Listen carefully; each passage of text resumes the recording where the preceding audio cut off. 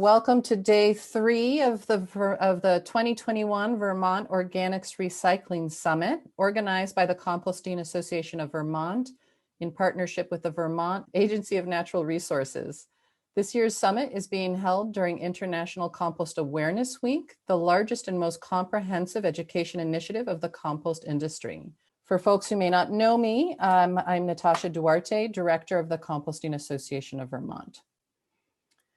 I'd like to start as well by just giving a really big thanks to all of our sponsors for this virtual summit. These include Community Bank, Eco Products, Vermont Natural Ag Products, Addison County Solid Waste Management District, AgriLab Technologies, Inc., EcoPixel, Nature Cycle, the Vermont Produce Program from the Agency of Agriculture, Food and Markets, and the Eco-AmeriCorps program from the Department of Environmental Conservation. Our featured sponsor for this session is Addison County Solid Waste Management District. And we actually have they have a really neat connection to this session in particular.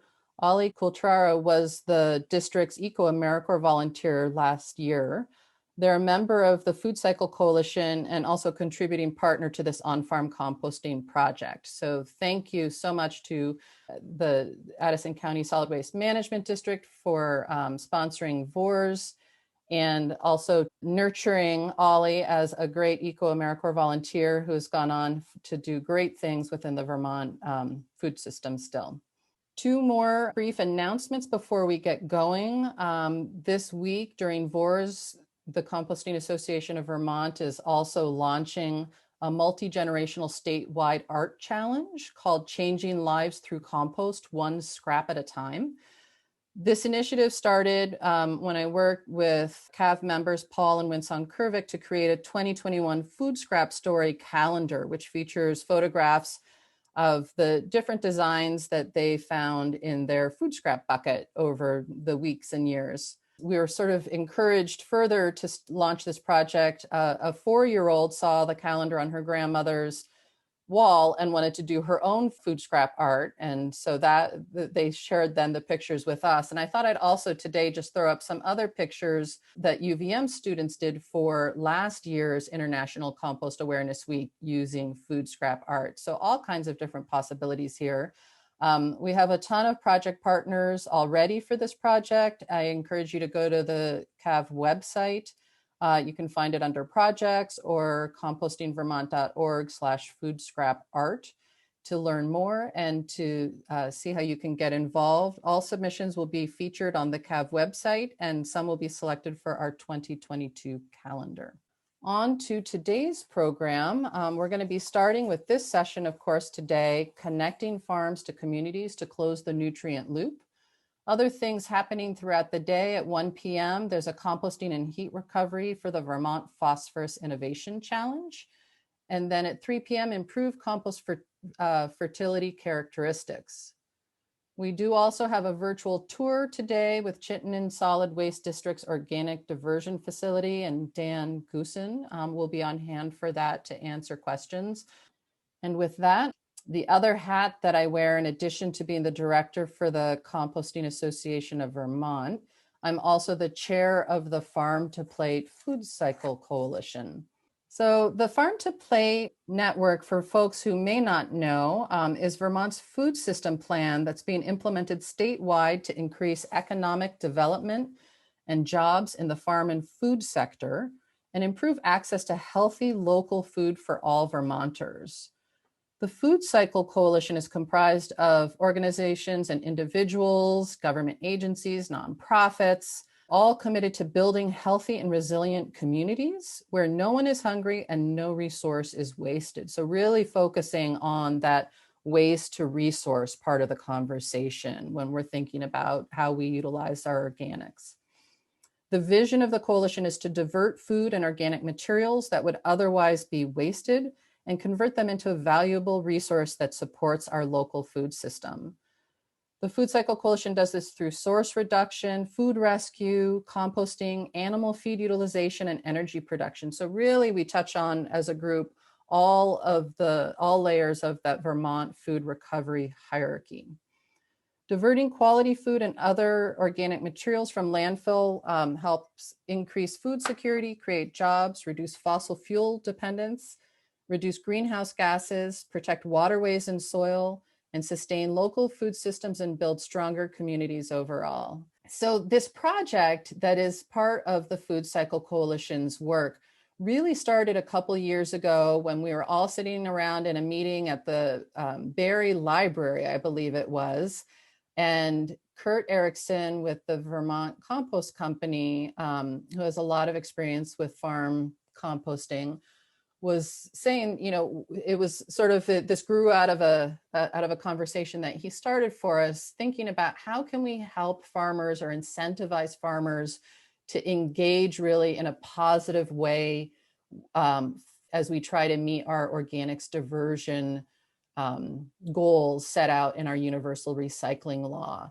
And as a group, we talked about what the opportunities were for farmers and opportunities for communities, but also really some of the challenges for these different groups.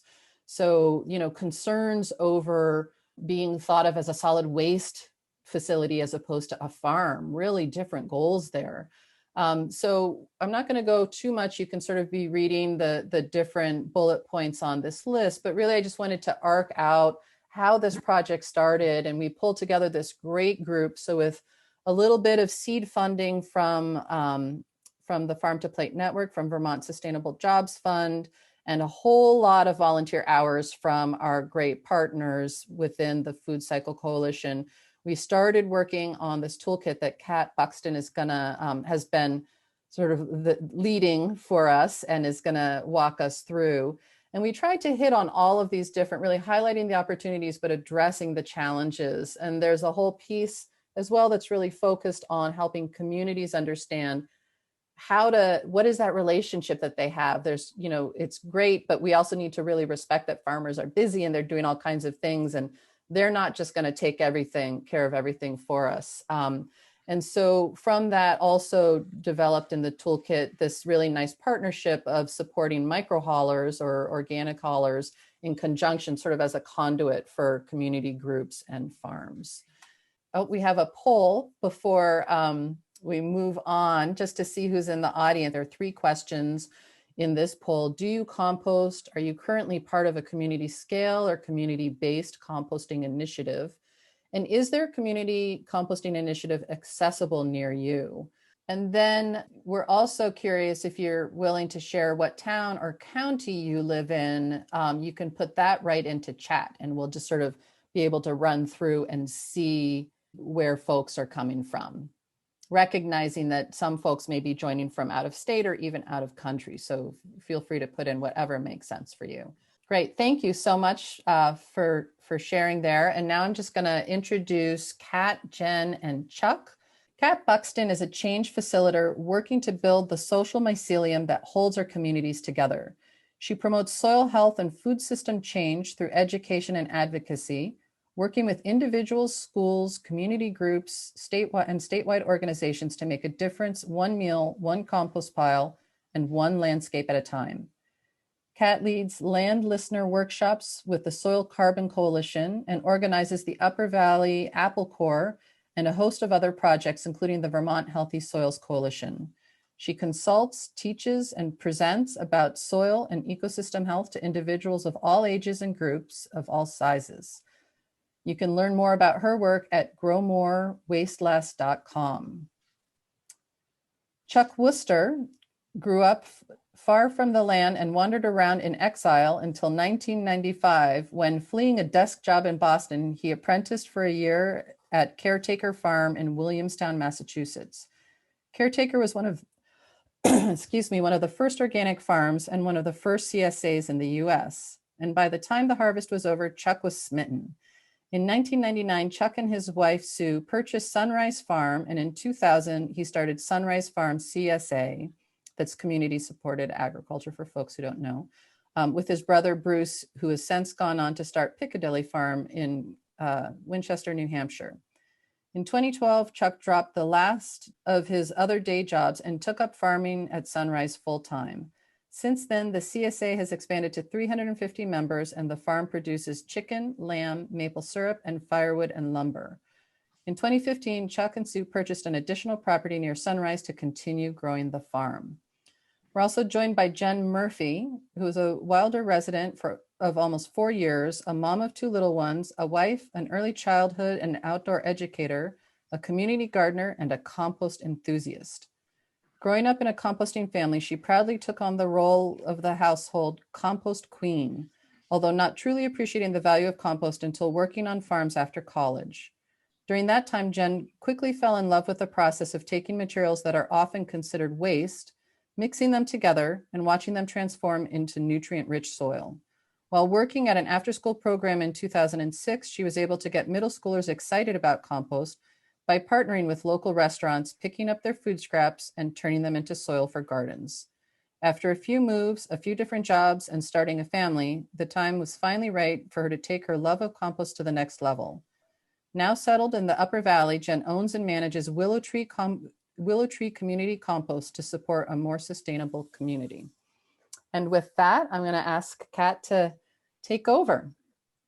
Thank you so much, Natasha. And welcome everybody. I can't see you yet because I'm looking at slides, but when we get through these slides, which shouldn't be too long, we're going to tell you the story of some of our case studies. Then we're going to turn the slides off and be able to see each other and have a discussion. So I look forward to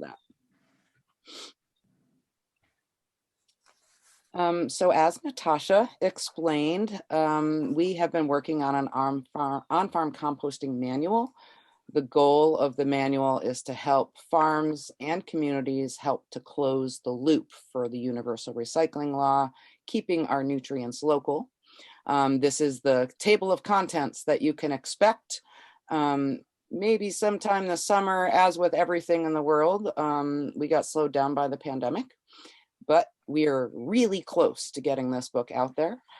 So this gives you an overview of some of the things that the book will cover. And also a big thing that I'm excited about is helpful conversions, especially for small scale composters. We're going to be talking about 5-gallon buckets and 35-gallon barrels, and not so much about tons, although those conversions will be there too for our larger composters.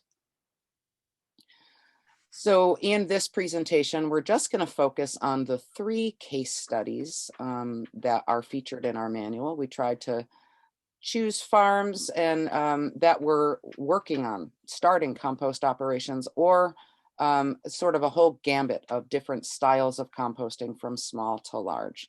So Stratford Village Farm is our featured very small farm. They are underneath all regulatory thresholds.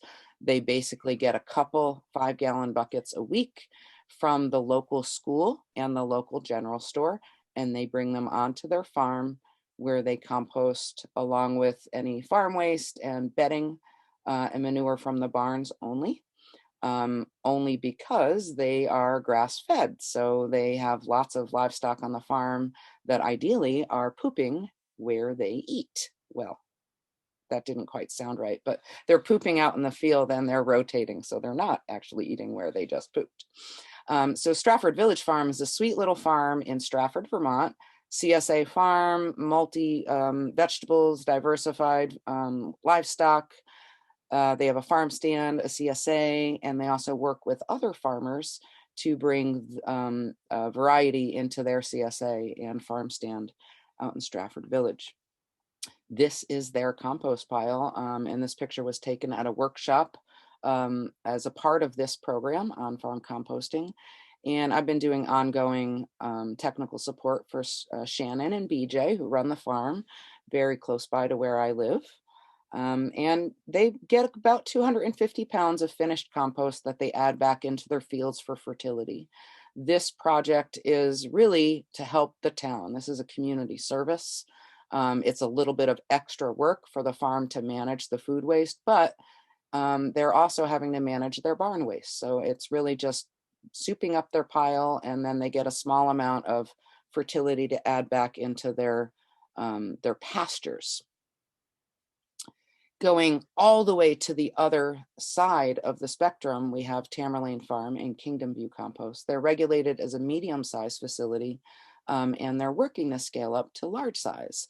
And I think I saw that Brian DeRose is in the audience today, who's been working with them, and we have some of his slides here as well. So Kingdom View Compost has been working on composting for a number of years. They started out just collecting from restaurants and area haulers, and now they've got about 40 different places that they're collecting food scraps from. Many haulers bring scraps there. They're also collecting manure from the state fair. They have a couple of restaurants that they're collecting, that they run, that they're collecting from, as well as other restaurants. And on the bottom right, we're looking at some nice windrows of finished compost that look delicious. And so those are primarily used for their own fertility on the farm, but they're also selling finished compost, and it's certified organic compost, which is very helpful for certified organic farms. So Eric Paris and his family have been running Tamerlane Farm for a number of years. They began in 2005 collecting the food scraps. The slide is showing you what their basic ingredients are, how their finished compost is used, and that they are looking to scale up. So they installed an aerated static compost system with heat recovery with Brian DeRose and AgriLab Technologies, who this slide is from.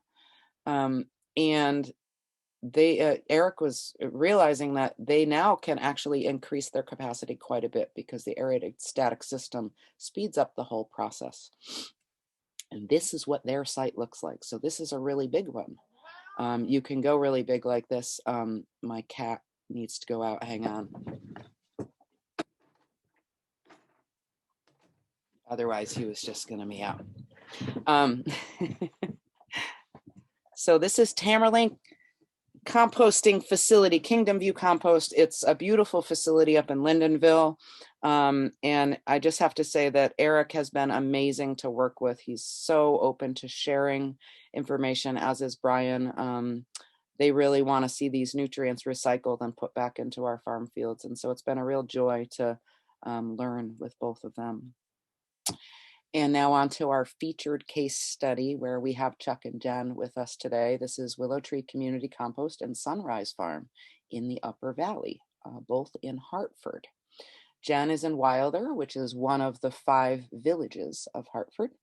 And Chuck is in White River Junction, another of the 5 villages. And the two of them are making a beautiful match together. So Jen started composting a number of years ago in her backyard and learning how to do it well there, along with her work crew. I just love all these pictures of her crew. These kids are amazing. Note them hauling the 35-gallon tub in the wintertime. I'm assuming that wasn't all the way full, but I just love it. And so clearly backyard composting is well underneath any regulatory thresholds for A&R. But Jen wanted to increase the amount of food scraps that she was collecting to provide that service to the community and start a business. So she needed to scale up from the 3 bins.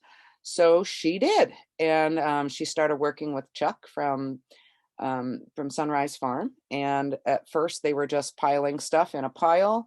And then we started working with Chuck to figure out how he could compost and stay underneath the thresholds from A&R as well. And then realized that actually he wanted to increase the amount of fertility on his farm. He mentioned that they had just taken on a new piece of land and fertility was an issue. So he was all about trying to get more fertility on the farm. Also was working on a solar project at the same time for sustainability for the farm. So he kind of worked backwards, and he built first the shed to hold the solar panels, and then based on the size of that, realized that he could actually apply for a medium scale facility for composting underneath that shed, using aerated static system to be able to increase the capacity and the speed for which composting happens. And while he's not collecting enough materials to be a medium scale now, he's already set up to be able to grow into that space. Jen is now collecting from, I think, all 5 villages in Hartford. We're going to hear from them in a bit.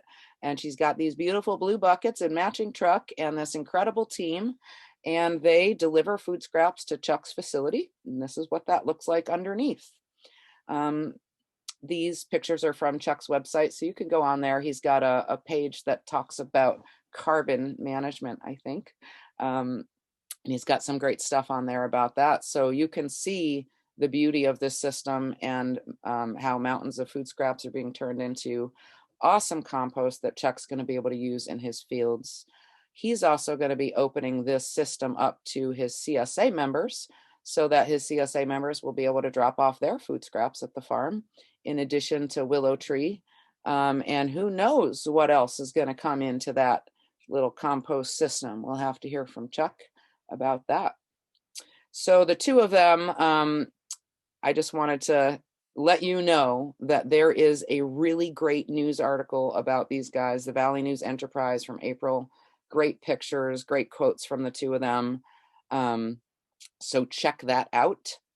And we're going to end the slides and open up to Q&A. So I want to welcome you all to turn your videos on if you're comfortable with that. And I'm going to go ahead and start off by just asking Chuck and Jen some questions. Hang on. Technology. Okay. So Chuck and Jen, you are unmuted. Hi. Hey. Hello. So yes, you can see Chuck there. When he speaks, he gets the green square. Green square. And Jen? Green square? No, maybe. Hello? Yeah. Why aren't you getting a green square? Okay. So guys, I want to ask you, why'd you do this? Why did you start composting, Jen? And Chuck, why did you decide to start accepting food scraps from households on your farm? So Jen first.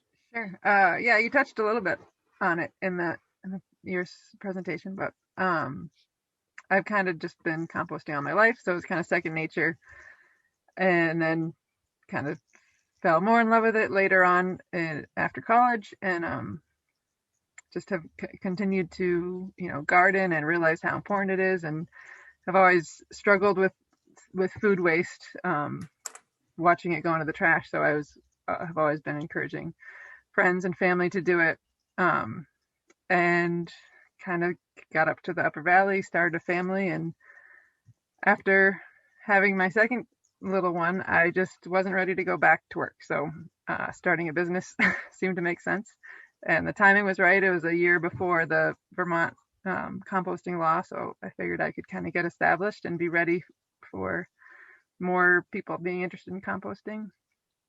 So yeah, it's been really great just kind of starting it with my kids being young. They get to be a part of it, and I'm kind of seeing as I transition into having more time as they get bigger and go to school, and then I can continue to expand. So it's kind of worked out.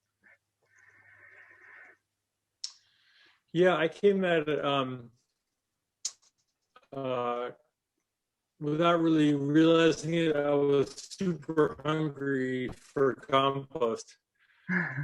I started my organic farm a little over 20 years ago. We had sheep and a dairy farm down the road. So we had plenty of organic material and our soils were building up nicely. And then the farm continued to grow. The vegetables seemed like the good business. The sheep seemed like a terrible business. So over time, we've had more and more vegetables, fewer and fewer sheep. And as a result, our organic matter in our soils is not improving anymore. And we've kind of gone down the road that so many organic farms have, which is, we're buying a lot of bagged stuff. We're buying a lot of stuff that's trucked in from somewhere else, which it works. It meets the letter of the law, but it's not really why I got into it and what I'd like to be doing. So that was kind of in the back of my mind. And then Jen and Kat kind of came to me and said, hey, we're looking for a place to offload some food scraps here. Would you take it? And we had some manure piles and things already. So I said, sure. And but that really started the conversation, and the two of them got me thinking about it. And this idea that we really could use a lot of compost, not just a little bit. So we kind of started talking to others. We started a little GoFundMe page with Jen and Sarah, who's on the call here from Vermont Sustainable Jobs Fund and Vital Communities. We raised, I guess, I don't know, $4,000 or $5,000 each or between us or something like that to get things going. And then the Agency of Agriculture has their working lands grants. So we tried to use that, the community support as a match towards the grant. And we ended up getting a grant from the state. As part of that, we also worked with James McSweeney and Ben at DEC to sort of, as Kat said, let's see what we can do here. And we stepped it up a bit, in part because I wanted the facility to be very public. I wanted it to be close to our farm pickup area. I wanted people to see it and know about it, which meant it's on a very small footprint and it's on an area that is on ledge, basically, because if we have soil, we're growing vegetables on it. So I had to put the building on the ledge, and because of that, we needed to contain the moisture in a more active way. So we decided to go for this medium permit and really sort of build this kind of proper facility. So that's what we've done. We finished the building in late December. As Kat mentioned, as part of this, I sort of took an approach of, let's call it our carbon management facility, and we'll cover the roof and solar panels. So we're also getting all of our electricity for the farm off of the roof. So solar's doing great. The compost is underway. Jen's been bringing stuff all winter. Our CSA opens next week, and we'll be hoping to get food scraps back from the community. So it's so far so good. That's great. Thanks so much. And so my next question was about relationships, and you just covered a lot of those. I've noticed that in order to do this work, to really compost at a community scale, it's a lot about relationship building. And so, Chuck, you talked a lot about, building relationships with Jen and myself, with James McSweeney and other technical advisors, grantors and Vital Communities, and sort of fundraising. Jen, you're building all kinds of relationships with your customers all throughout the town of Hartford. Chuck, you've got your CSA members. And I love that your placement of this facility is intentional to also help continue to build those relationships, not just among people, but to the idea of sustainability and taking responsibility for that. And I just wonder if either of you want to comment on relationships beyond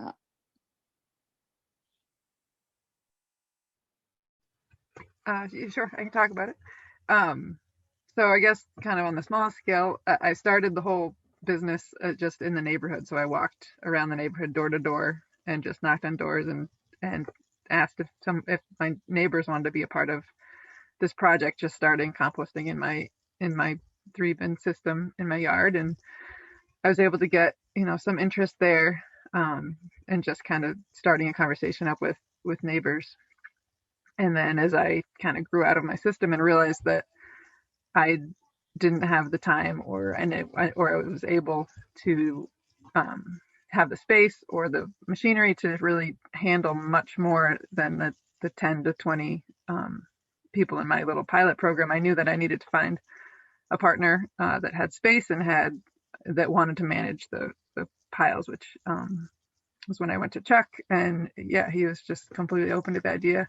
I've been a CSA member for a few years, so I loved going to the farm, and it just seemed like a perfect spot to kind of combine our two things. So so that was kind of how it grew into that partnership, and then just reaching out to Kat and the Vital Communities crowdfunding project was great to just get the word out to the bigger community and grow my customer base.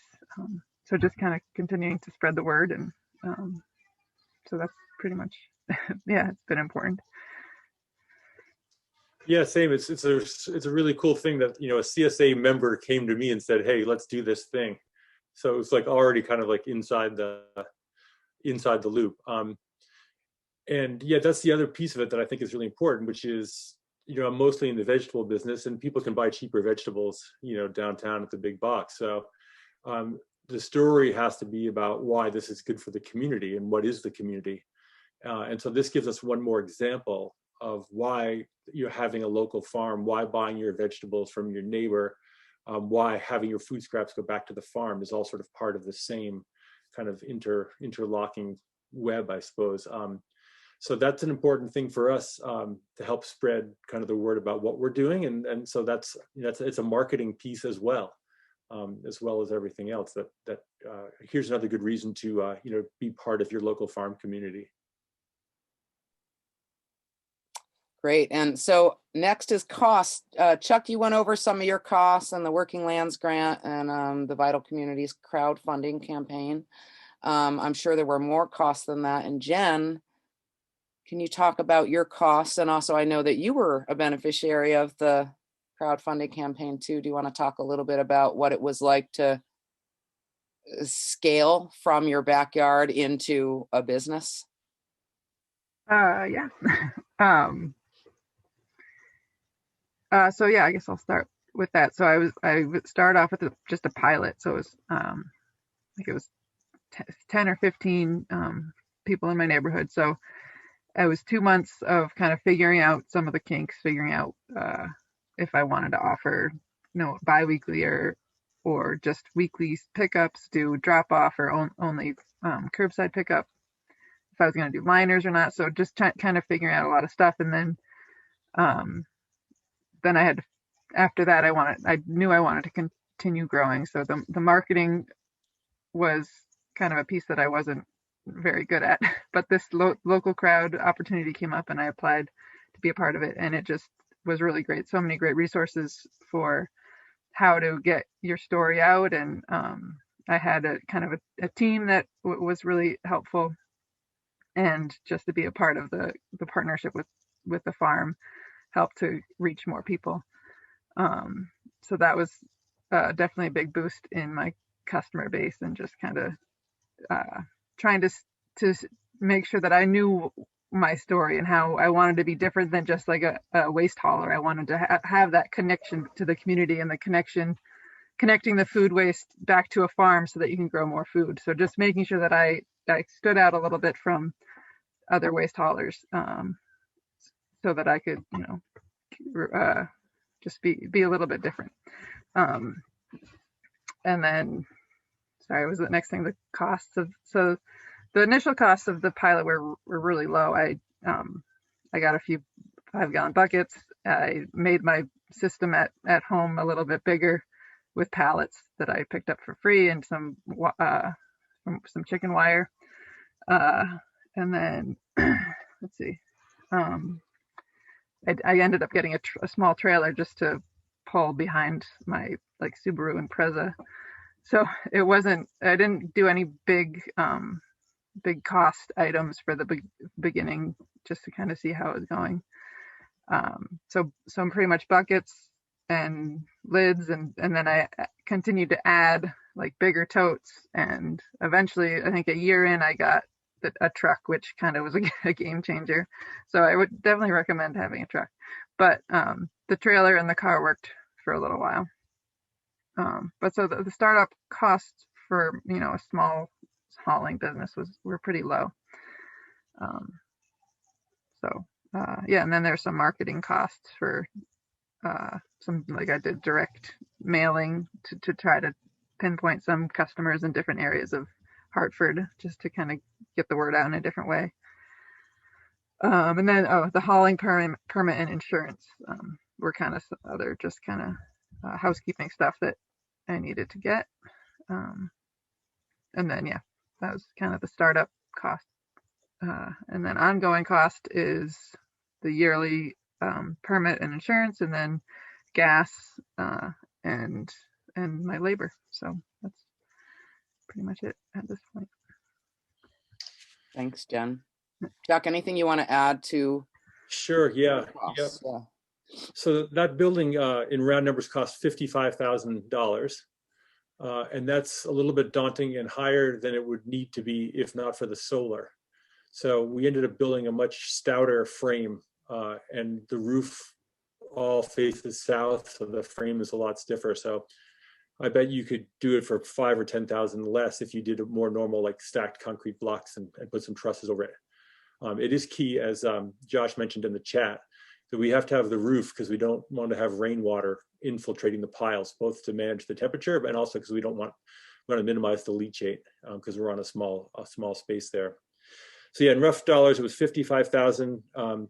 We received about $5,000 from our crowdfunding efforts, a $20,000 grant from the state working lands, and then so we put in about $30,000 of in-kind labor, and also paying contractors for running utilities, concrete slab, building the frame, things like that. On the revenue side, we think we're hoping to produce about $20,000 of finished compost if we had been buying it from somebody else. Our goal is to use all of the compost ourselves. So that's about $20,000 worth of material. I think it's going to cost about $5,000 of labor just to manage the piles and run the building for the year. And we're also going to save some amount of bought-in fertilizer, somewhere in the $5,000 to $10,000 range. So we don't quite know since we've just gotten started, but we're hoping that this is going to be sort of a net positive of about $20,000 a year, something like that. Yeah, that's the cost side. There was a quick comment there in the chat about organic status, and we are certified organic for our vegetable production. The food scraps themselves do not need to be. There are limitations on what we can take. We can't take any of the quote compostable cutlery and bags and stuff like that. And we also have to meet some strict temperature protocols. So every day I monitor and record the temperatures in all the piles. And we use that to demonstrate to the certifier, to VOF, that we're meeting the specs. So yeah, I think that's that piece. Great, thanks, Chuck, and thanks for addressing that question from Liz about the organic. And just so folks know, our On-Farm Composting Manual, which is going to be a skinny book, this isn't like a big thing, is also going to address things like that, certified organic. What about the wraps, Act 250, other sorts of regulations? Jen mentioned needing to get a insurance and permit for hauling. So we'll be making sure that folks know what those basic checklists are, and hopefully help to develop more of these relationships. Like Chuck and Jen, you guys are like, it's amazing. It's just amazing. I love to see you both working on this together and to see you both benefiting. And before we go into some of these audience questions, which add your questions to the chat because we're going to get there next. I just wanted to know, Chuck, you started talking a little bit about the benefits that you foresee. And so I wanted to talk just a little bit more about what are the ongoing benefits to you, your business, and your customers. And Jen, I know you have a little relationship with the community garden. So I wanted to talk about sort of that reciprocal piece. It's not all about Jen, it's not all about Chuck. How does it pay out to the community too? Yeah, I guess we'll go reverse order on this one. So yes, a huge benefit is our participation in the wider community. That's why we're a CSA farm. We love being kind of embedded in the community in a public way. And so the compost really just adds to that. It adds to that feeling. We have sold out the CSA. Again, we added more members this year, up to 400. It's hard to know how much the compost facility helped us gain those new members. It certainly didn't hurt because people definitely know about it locally. So yeah, that benefit is huge, I think, in how we think of our farm and how other people think of our farm. The soil conditioning is also obviously a major benefit to me as a producer, wanting to have that organic matter be going up and not going down in the soil. And then I just, getting back to my very first comment, sort of philosophically, I feel like this is why I'm doing this work. And so if I'm effectively strip mining the soil, it feels like, why am I doing this? So knowing now that we're in a position to really be feeding the soil is, philosophically, like, I guess that's the benefit for me. My personal benefit is feeling good about the work. Yeah, I guess I'll start. So with me, the biggest benefit is just kind of being able to take something that I love to do and am passionate about and turn that into my job. So that was kind of a really cool thing that I wasn't necessarily planning, and it just kind of happened. But so now I get to, wake up in the morning and be excited about what I'm doing, and um, share it with my girls, and just kind of like enjoy it all, and feel like I'm doing something good for the community as well. Um, and then so the scraps that we bring to the farm, kind of, those are all for Chuck, so he gets to put them on, whatever he makes on his fields. But what I'm making in my system at home is what I'm giving back to customers. So everyone that wants it can get a 5-gallon bucket of finished compost in the spring. And then whatever else I have, I've been donating to the community garden in White River. So I have a plot there, and I'm kind of helping to organize it a little bit this year. So it's nice to be able to give back to the community. They have a composting bin there that I helped kind of fix up, and so community garden members can compost there as well. So it's kind of just another little community composting, a way to do it in White River. If you're a community garden member, you have a spot to compost. And I guess some other little connections that we're trying to make is with restaurants and businesses in White River, to kind of connect my customer base with those restaurants and businesses that are trying to do the best with composting, and wanting to make that connection to reducing their waste. So I give little coupons or something from the restaurants to my customers every once in a while, and it kind of is a nice relationship where it hopefully brings them business, and my customers are happy to get a little token of appreciation. Thank you both so much. That was really exciting to hear the answers to that last question. The building community piece it's so critical for so many reasons. So thank you both so much for that. We have quite a few questions coming in from the chat, and I'd like to keep it casual. Can we unmute people so you can ask your question? Does that work, Natasha? Yeah, so if you want to call on people to unmute, then there'll be a little bit more order for it, or people can just unmute and we can see how it goes. But we can't unmute them. Liz Weir. I see you have a few questions. Liz is a hauler. I think some of mine, oops, sorry, I didn't turn on the video. I think some of mine were answered, and I was just offering some feedback. But yeah, I'm really interested in Jen's model is sort of what I'm trying to work on myself here up in Shelburne. And so that was really great to hear all about what you've been doing and how you sort of organized your business. And so, yeah. Great. Thanks, Liz. And I think it was Ali Coltrara. Ali, if you want to unmute and ask your question. Yeah, I was just wondering if there's a tip fee for the CSA customers or for Jen to bring scraps to the farm. Oh, Jen, you're frozen up here. Yeah. Yeah, I guess there's not at this point. I guess I'll let Chuck answer. My screen froze up for a second. No, I don't charge Jen, and I don't charge the CSA customers. And someone else asked about buying in feedstocks. We need a bunch of carbon. I did pay some trucking to bring a bunch of chips over from a local nursery, a tree guy. So we have a big old pile of chips for blending and for adding to the mix. And I know a local guy at Casella who does some of the hauling of organics for Dartmouth College, and it's conceivable that we could get some amount of materials through him.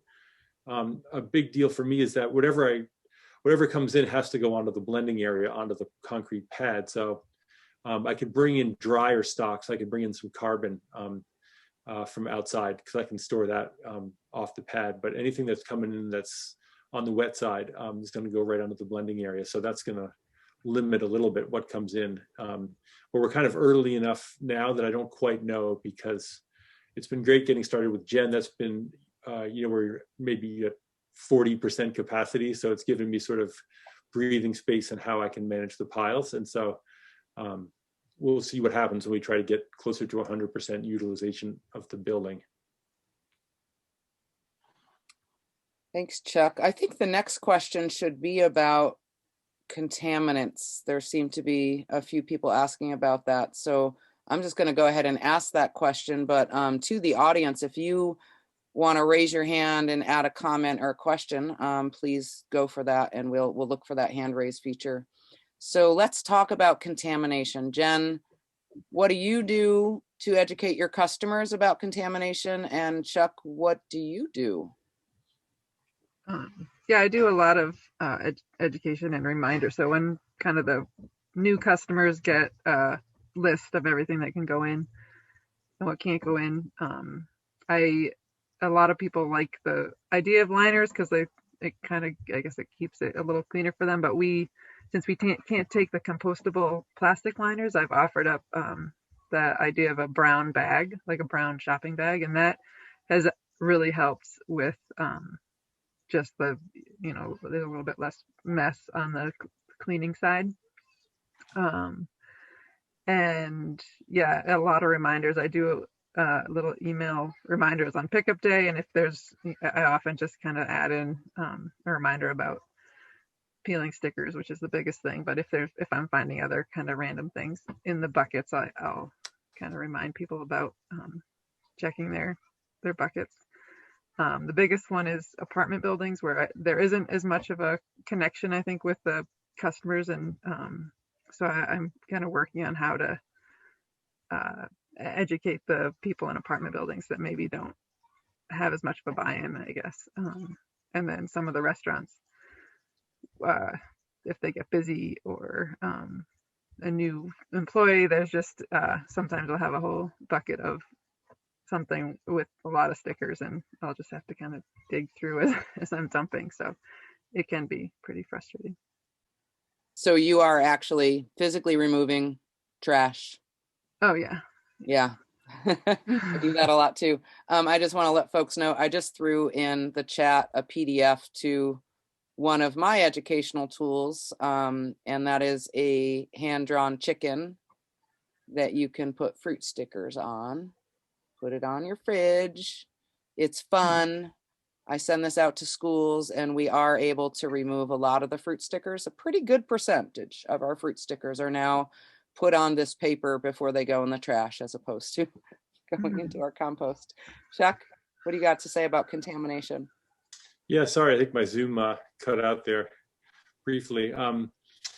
Yes, it's of course an issue, and I appreciate all the good work Jen is doing to try and screen stuff before it gets to me. But then, of course, in the course of turning piles, we found some silverware and this and that, and so I think you do as much education as you possibly can, but there's still always going to be some amount of quality control that we're going to have to do on our end.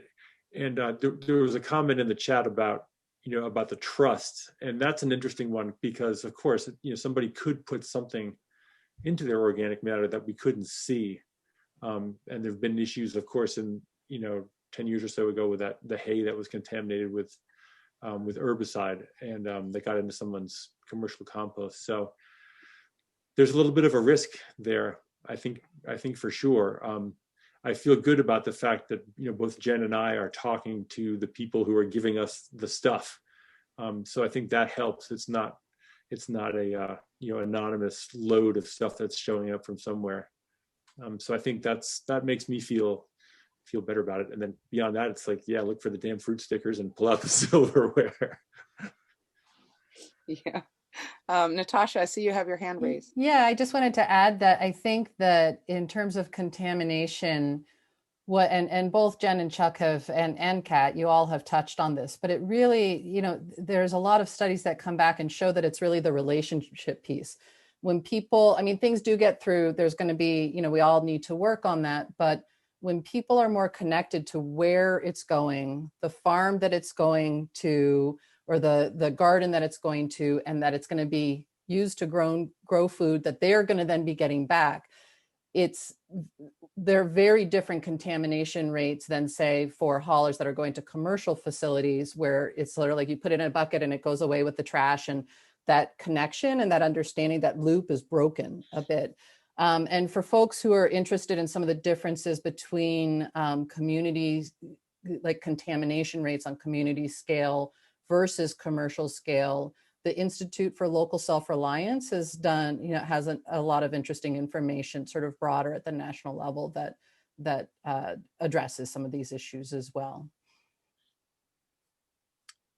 Great. Yeah, that's a great resource. And I also just want to acknowledge, thank you, Josh, for throwing in the resources for the Department of Environmental Conservation in the chat, and also the Agency of Natural Resources, which I think it might take you right to that page. But there are a lot of really good resources up online now about composting and how to start up.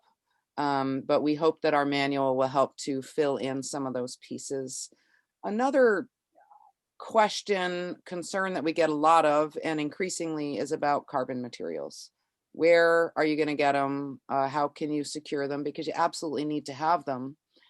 Chuck mentioned actually buying in some carbon materials. I know most larger facilities, medium to larger facilities for sure, are buying in their carbon materials.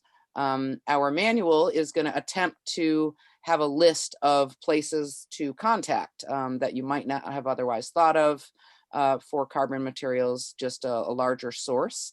As we all begin to compost more, which we should, and return those nutrients back to our local soils, we are going to be competing for carbon materials. But it also means that we can be more mindful of the carbon materials in our system that are currently being wasted, that don't need to be. So we can be a lot more creative about what other materials we're capturing. And okay, I just got a question about the manual. We'll talk about that in a minute. So Chuck and Jen, do you want to talk any more about your carbon materials? And I also want to invite folks from the audience. I saw Shelburne Apple Orchards seems to have an arrangement with local arborists and landscapers who donate their carbon to the orchard. That's amazing. No food scraps, though. These things might change in the future, because folks are going to realize, as they should, that these are valuable nutrients. So we may all have to start buying our carbon materials. Some of us, even on a small scale, are already starting to do that. Yeah, so I'm going to turn it over to you, Jen, first, and then Chuck. I guess it hasn't been too much, but last fall I offered all my customers to pick up yard waste and leaves, which I brought down to the farm. So it didn't add much, but it was a little bit of extra carbon. And then in my small bins, I use leaves from my yard, and sometimes I take some barrels of wood chips back from the farm back to my house to use, or I've gotten a big load just from one of the tree cutting companies and just dumped right in my yard. So yeah, it's definitely can be challenging when I don't have enough carbon and I have all these food scraps that I want to put in my bin. I have to just kind of wait until I can get some. So it's nice to have some available at the farm that I can borrow. That's true. Yeah, you're just borrowing them because they'll be back. Yeah, we sort of put the word out with some local, tree guys that they can drop their loads of chips when they're in our part of town. So that's been helpful. As I said, there wasn't quite enough, so we did have to pay the trucking to bring in some additional. I think Ham might be on the call. He got in touch with me. There's a local effort to eradicate milfoil in some of the lakes right around in Hartford. And so they're looking for a place to dump all of the milfoil. And so if we can work this out, maybe I'll take that from him. So that's going to be, a little bit wet of plant material, but it doesn't have to go onto the blending area. I can stack it, take a look at it, let it dry, see what it is. If it ends up being not something I can use, then I can just, turn it with time and, eventually spread it on the fields or something like that. So, but yeah, I think the carbon issue it's, now that we're open, of course, it's like the gaping maw, right? Like there's got to be carbon coming in all the time. And so I'm hopeful as we continue to, expand the operation that, we're known in town as a place, maybe there's an option we can take leaves and things like that. I know a farm I used to work on, they took municipal leaves from the town, and that was a bit of a problem because they're sweeping it up, curbside and getting whatever else was sitting on the curb when the leaves got swept up. So it's, there's a contamination issue there, but it's conceivable that, I know Jen's done some of that with her customers, that people can bring her leaves in, in a big brown compostable bag, things like that. So I hope, Kat, as you said, as we sort of get more and more into this, mindset that organic material gets recycled, that we'll continue to find sources of carbon that are otherwise being unused or, pushed into the woods somewhere. Yeah, me too. And my eyes are always looking for the carbon that I can go and take. One note that I want to put out to the world, and this will be in our manual too, because I'm a stickler for this, is snake worms. When we're gathering carbon materials from wherever they are coming from, it's really important that we don't import invasive species. You can often get root mass of Japanese knotweed and poison ivy and other things, but you can also get snake worms. So just be mindful of that. I'm happy to try to answer some questions about that too. And I see we have 2 hands up. Toby, I'd like to go to you, and then Natasha, you're next. Thanks, Kat.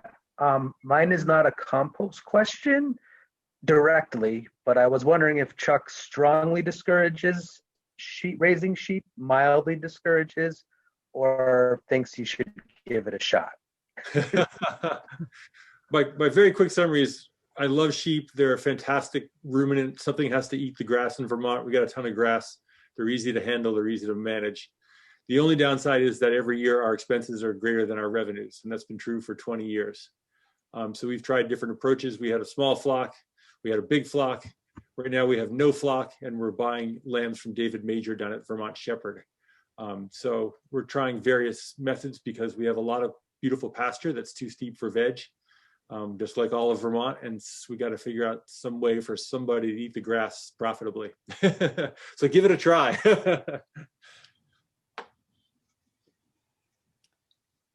And I just wanted to add in terms of carbon, I've had some conversations, and DEC has been engaged in this as well, but with Eastern ash borer and a lot of just trying to manage that, they were looking for partnerships with compost facilities to take the chip, because composting, hot composting, is one of the approved methods for killing the ash borer. So just a tip there for folks. It doesn't, I don't think it would necessarily be suitable for something like Jen's backyard or 3-bin smaller scale community composting or gardens, because the volume is bigger to make it worth transporting. But that's, Chuck, that might be something that you want to look into, and I can try to, after, offline, send you an email with some information to follow up on that. That might be a great source of wood chips. Great. Thanks, Natasha. I am noticing Hudak Farm in St. Albans has a residential leaf collection that supplies them with a decent amount of carbon for their farm composting site. Great idea. Again, I would just be concerned about snake worms, but you can find them. It's just a matter of, you actually have to look for them. It's kind of like making sure you get all the fruit stickers out, except they move. But that is a real concern. However, as I'm saying this, I would love to have the research to show that hot composting can kill them. That actually exists, Kat. So I was just going to say that. So hot composting will kill snake worms and snake worm eggs even, but you do need to be very conscious that you're not reinfecting a finished pile with it. Right. So that comes to layout and management of feedstock sources. So you're not having potentially new carbon that's waiting to be run through the composting system. near or in proximity to a finished compost pile. So there's not the opportunity for the worms to migrate into the finished heated pile that has no, or theoretically we should have no snake worms in it. And then also, again, just making sure that all of the material is being, as we do anyway with best management practices for composting, for hot composting, but make sure that all of the material has the chance to hit those temperatures, so that you're really killing all of the any snakeworm or snakeworm eggs. So if you don't get that and some remain in the cooler edges of a pile or windrow, you could also just be reinfecting that pile. So, but there are, I worked with Joseph Goras at UVM to put an information sheet, a 2-page information sheet together, and a tip sheet for community composters. And I'm happy to post a link to that when we post the recording of this video, and I'll try to put it more prominently on the CAV website as well. Great, and we'll make sure to have access to that in our manual as well. Yeah, absolutely. We do talk about that. And also, so other pests, Josh is saying that chipping kills the emerald ash borer. I didn't know that it was just chipping that kills the ash borer. I thought you then had to send them through compost. So we're learning a lot. But being mindful about these pests so that we don't make the spread worse is important. Toby, do you have your hand up again? Did you have a question? I do, Kat. If I could ask one more question. Please do. Yeah. So first, I want to say that this is extremely inspirational. My family and I are starting a small farm here in Maine, and I'm a recovering compost hauler.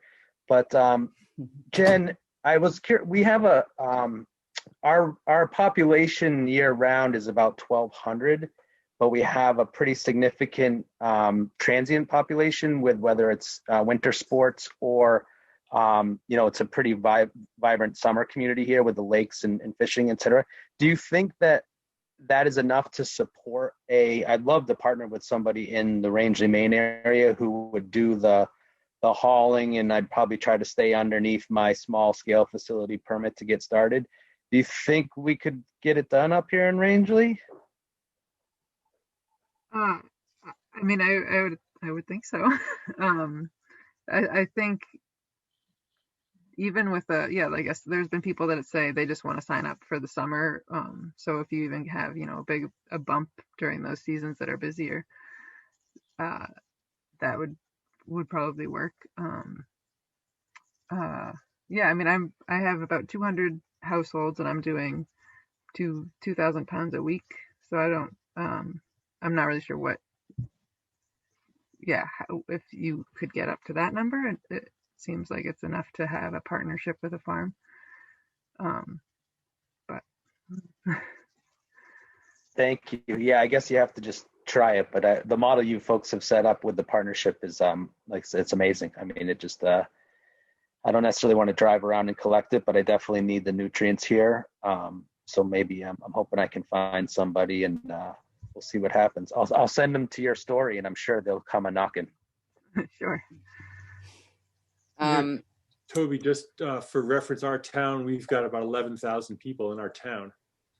So it is a bigger pool that bigger pond that Jen is fishing in. Well, yeah, I was thinking about your CSA numbers, Chuck, and I was like, oh, geez, that's I'd be lucky if I saw that many cars in a month. Yeah, 11,000 in our town and 40,000 in sort of the core 4 towns of our area. So yeah, we're not rural. Thank you. In that sense, yeah. And I just threw that article on the chat, just so you know, that highlighted the relationship of Chuck and Jen here. It's a really great piece. And I do think this is such a beautiful model. I hope that we can inspire others to try and do a similar thing. I also just want to mention that it is Vermont Compost Company. And I know that there are other farms trying this model with their CSA members where they just put a 35-gallon tote at the end of their drive so that customers can come and drop their materials into the tote. And sometimes when I talk about this, people say, oh, but what about contamination? But as Chuck talked about, and as Jen talked about, relationships are really important. So from what I understand from the Vermont Compost Company, some of the cleanest food scrap material they get actually comes from these 35-gallon totes from people who are a part, feel like a part of their business. And so that's another model if you want to avoid driving around. If there's a call for people to come and drop it off to you, of course, then you also have to make sure that you're not inviting the bears and the raccoons and everybody else to come and eat out of those bins before you empty them. Natasha. Yeah, I just wanted to add that in this toolkit, we're also, we've been talking about different models, different business models, and we do have a section that sort of goes over a range of models that people are exploring to promote and to support food scrap composting on farms. And so just so folks know that is being built out a little bit in the toolkit, you can look forward to more information there. The other thing that I wanted to add about the toolkit, it's interesting, this project really started with the idea of how do we help farms fly under the radar of permits? And Toby, you mentioned that you're going to be staying underneath your permitted thresholds. And we talked to, Josh and Kathy at ANR DEC here in Vermont. And, and it really comes down to like, we were going to promote best management practices, but we were thinking of that exempt level. As we started working with more farms and doing the sort of the legwork behind this toolkit, we realized folks like Chuck, there's real advantage to scaling up. And there wasn't necessarily this conflict between, am I a farm or am I a solid waste facility, which was one of the things that sort of spurred on the beginning of this project. And so one of the things that I've been talking a lot about, Kat and I have talked a lot about it, is there's this community scale, which is in Vermont, we often use that term to refer to below the exempted threshold, so below the permitting thresholds, which in Vermont is, it's a little bit different if you're in a farm, but roughly 42 cubic yards of food scraps up to 100 cubic yards per year of total materials coming in. But there is this shift of thinking about it also as community-based composting. So it might be larger, it might be a medium scale permitted facility like Chuck's, but it's still really rooted in the same principles of community composting. And so I just wanted to throw that out and, just sort of highlight the difference of community-based versus, just sort of either organics diversion or commercial composting as well, which doesn't always have those relationships. Yeah, maybe Chuck. Pat, I can speak to a second to getting the permit. And as we started talking, you and I and Jen, my original goal was to not need a permit, was to stay under the level. And of course, we didn't quite know how much material we were going to bring in. And we also didn't know exactly where the state regs were going to end up. So it felt like there was a bunch of gray area. And so I thought, well, I'll look into, the permitting and see what it might be. And it was very straightforward and easy. And I worked with Ben at DEC, and I worked with James at Compost Technical Solutions, and it was great. And it did help that the state had some funding for James to help me, to get the permit. So, but it really was very straightforward. And if anybody is, considering going that route, the very best thing was we talked to Ben at the very beginning, before we'd done anything, and said, what do you see and what are the avenues and what do we need to look out for? And that was super helpful. So as we went through the permitting process, I kind of knew at the beginning what it was going to look like. And then I had James to help me work through it. So it was not a big obstacle, honestly. And it's really nice. It's nice to have sort of that stamp of approval too, that, we're a permitted facility at our place. So which also feels nice. So I would encourage people not to view that, as a deterrent necessarily if you're at that potential scale. Thanks so much, Chuck. Yeah. And Natasha too. Yeah, that was a big learning experience for me in starting this project out. I assumed that we were going to find a lot of folks that want to stay under the radar, and there are some folks, but it turns out that the regulatory process just isn't that scary, and it is reassuring. And Ben and other folks are very helpful. And I see your hand up, Toby. And before I call on you, Chuck, do you want to just hold that book up for a second to give James a little prop? James McSweeney, who Chuck just mentioned, was giving him some technical advice and also offers, usually there's some free time with James through ANR every year for technical assistance.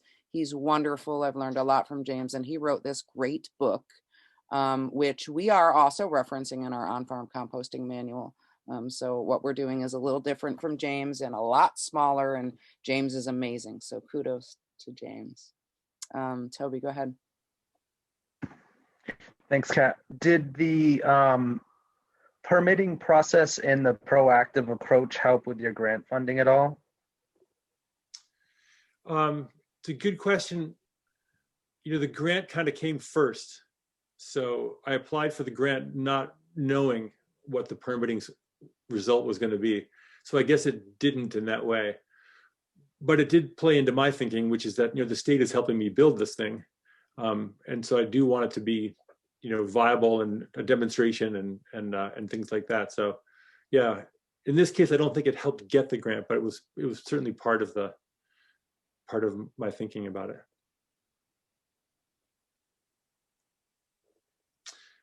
All right. Any more questions from Natasha? Have we missed anything in the chat? I don't think so. Oh, I see that Alana was asking for a little clarification from Josh about the chipping, I think, of the emerald ash borer. Is that a state level approved method or a USDA approved method? Yeah, this is Josh Kelly at Vermont DEC. I'm not sure if she's asking about that or the previous stuff I was talking about with certified organic compost and USDA organic standards. So I'm not sure the genesis of the question. My understanding on organic compost is that the USDA does organic standards don't allow for compostables like plant-based plastics to be in the compost, but they do allow for non-organic manure and non-organic food scraps to meet the certified organic compost standard. If she's asking about the chipping for emerald ash borer, I only can speak to what I've seen from Forest Parks and Recreation, who is managing the outreach on the emerald ash borer infestation in Vermont, which does list chipping as a method of destruction of the emerald ash borer. So you can find that at Forest Parks and Rec's website on emerald ash borer. I can send a link in the chat. Thanks so much, Josh, for that clarification. And yes, that's my understanding for organic as well. None of those quote unquote compostable, single-use, disposable trash products. And OMRI, the Organic Materials Review Institute, has a very clear list of the do's and don'ts for composting. And as Chuck mentioned, it's all about temperatures and timing and keeping good records as to whether or not your compost can then be used on your certified organic farm. And we'll include stuff like that in the manual too, but you can get all of that just by Googling OMRI certified organic compost. You can get answers to all your questions there. We did. Oh, go ahead, Natasha. Or sorry, Abby had a question about the volume of food scraps that we can take in a year. Oh. And it's kind of, it's so hard for me still being new to it to know exactly what it all looks like and how much it is.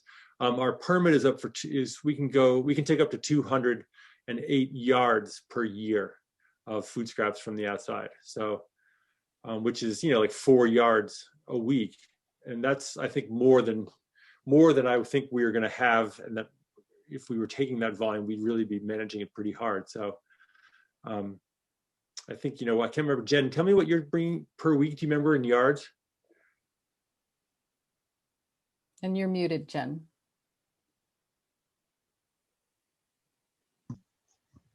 I'm doing about, I guess, a ton, 2,000 pounds a week. So I forget what that would be in yards. Is it 1 yard a ton or something? I know. Or maybe. And this is why we're having the conversion section in our toolkit. Nice. We know it, Maybe, and every time we're like, yeah. Yeah, maybe it's 1,000 pounds in a ton. I don't know what. 2,000 pounds in a ton and roughly 2 cubic yards per ton. So a food scraps weigh roughly 2 cubic yards of food scraps weigh roughly 1 ton, if I have that right. Ben can correct me. Yeah. Yeah, and there's a lot of variability, of course, because are we talking about watermelons or lettuce or bread? Yeah. And I'm really looking forward to having those charts memorized. We're working on them now, and so I'm sorry I can't just spit them out. But yes, I think that sounds about right, Josh. Greg, I see you have your hand raised. Yeah, thanks. I'm down in southern Vermont, and question for Jen and any other haulers. Are you finding that you're obtaining customers based on values? So people that believe in composting and feel like it's a good thing to do, or are you also finding the ability to obtain customers that you've educated and been able to bring into the fold of the value of composting?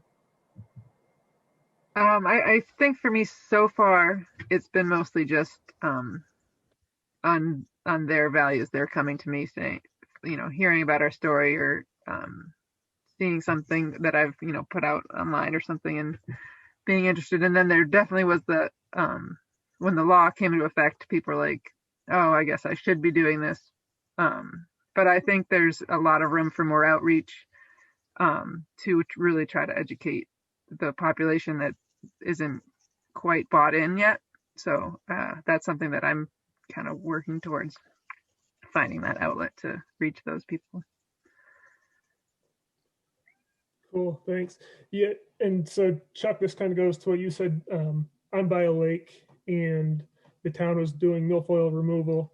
Our property's right across the street from where they pull it out of the lake. They brought the milfoil. We said, yeah, sure, we'll let you dump it here.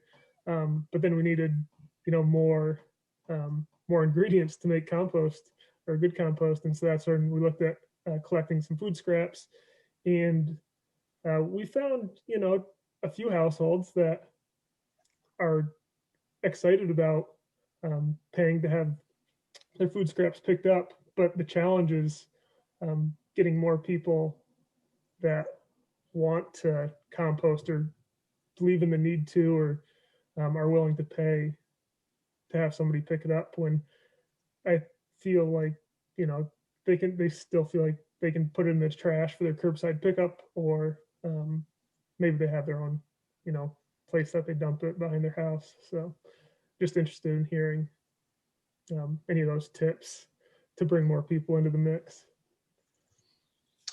No, it's a good point, Greg. And suddenly I had this panicked feeling of what happens when Jen gets into a different business. So, yeah, I think, our transfer station's right across the street from us, and, I'll go there to dump the stuff that can't be recycled and composted. And yeah, you see food waste all the time, in the compactor. So yeah, we're not there by any stretch. And I think, as Jen pointed out, it's, it takes people's attitudes and to want to do this. And so I guess our goal is to make it as easy as possible and to make the story compelling for what's going to happen. You guys are doing a great job at all of that. Your compelling story, I hope will be a bit of a beacon. I don't like to use the word model because every community is different, but a bit of a beacon to let folks know that this kind of partnership can work with mutual beneficial outcomes for everybody. So that's really exciting. We're coming to a close here. Natasha, do you need to do closing? I sure do. Did we take any? There's just one, before we do that, I just want to notice, Carol wrote in the chat, do you ever have problems getting too much of any ingredient or food scrap, etc.? I've heard some pickup services get too much paper or cardboard boxes that aren't food soiled much.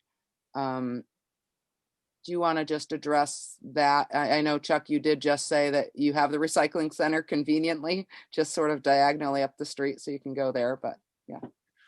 Yeah, I think one of the really nice things as getting my permit was I also took the compost operators training course through DEC, and that's fantastic because, like, the blend, the recipe is sort of the secret sauce. You've got to be making the right recipe, and it changes all the time depending on what you've got sitting there. So in my case, I think it would be hard to have too much carbon because we've got, plenty of space to stack up, dry carbon materials. So I wouldn't worry as much about that, but you could definitely have too much, food scraps, too much wet green stuff. And so that requires a good source of carbon, I think. But yeah, if for Carol and others who are interested, you can look into those details about making the recipe, sort of like the cheat sheet for the home composters. You want to have about the same amount of green stuff and brown stuff, and that sort of gets you into the neighborhood. But for me now, making a new pile every 2 weeks, I sort of look around and I say, okay, we've got some chicken bedding here, we've got a bunch of wood chips, we've got a bunch of table scraps, we've got some sheep manure from last year, and then you try to figure out the right mixture of carbon and nitrogen, the right mixture of wet and dry, the right mixture of sort of bulk stuff that's kind of loose, and versus the dense stuff that's going to not really allow air to go through. So that's kind of the secret sauce, and taking that course or reading James' book is a great way to sort of learn more about it. Great. Chuck, Jen, thank you both so much for joining me here today to get people excited about what you're doing, and hopefully plant that seed to see more of these sorts of partnerships happen around the state and around the country. So thank you both so much for joining me, and I'm going to turn it back over to you, Natasha, to close us out. Thank you. I'd like to echo that. Thank you, Kat, Chuck, and Jen for having this session for the Vermont Organics Recycling Summit. Thanks to all participants for taking some time out of your morning to join us for the session. I do want to just give a little promo for a couple sessions. One, Eric Paris, who was highlighted as one of our case studies at the beginning, actually contributed to the Monday morning session. And for folks who are interested but perhaps missed that, the recording will be posted next week or the following week. I'll be working on getting those up as quickly as possible after the summit is over. Brian Giroux, also who worked with Eric Paris on his system, he's the presenter for today's 1 o'clock webinar on composting and heat recovery for the Vermont Phosphorus Innovation Challenge. Also, just because there are some haulers, it sounds like, on, or folks who interact with haulers, I just want to remind folks that we do have a haulers roundtable on Friday at 1 p.m. And there's lots of other good sessions and virtual tours in between. So we hope you can join us for some of those other events throughout the summit. And lastly, just a reminder that all participants will be receiving an email with a link to an online evaluation form at the end of the week. And we hope that you'll take just a couple minutes to give us your feedback on the summit. And with that, I think we're at just about 11:30. So I'll just say a final thank you to everybody. And I hope to see you guys at 1 o'clock, perhaps. Take care.